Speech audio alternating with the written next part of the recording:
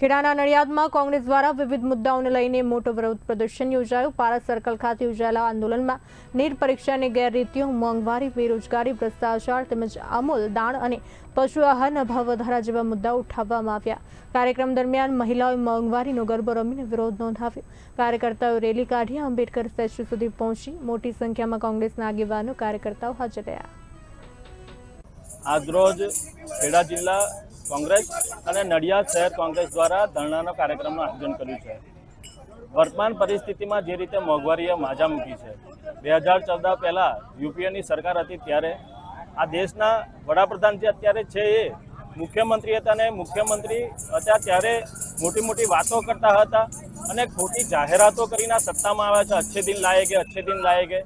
આ છે તમારા અચ્છે દિન। પરિસ્થિતિ એવી છે કે ગરીબ અને મધ્યમ વર્ગ પીસાઈ રહ્યો છે, જીવવું એમનું મુશ્કેલ બન્યું છે। પેટ્રોલના ભાવ હોય, રાંધણ ગેસના ભાવ હોય, જીવન જરૂરિયાત ચીજ વસ્તુઓના ભાવ હોય અને આ ભાવ વધારો એટલો બધો છે કે લોકોની કમર તોડ ભાવ વધારો થઈ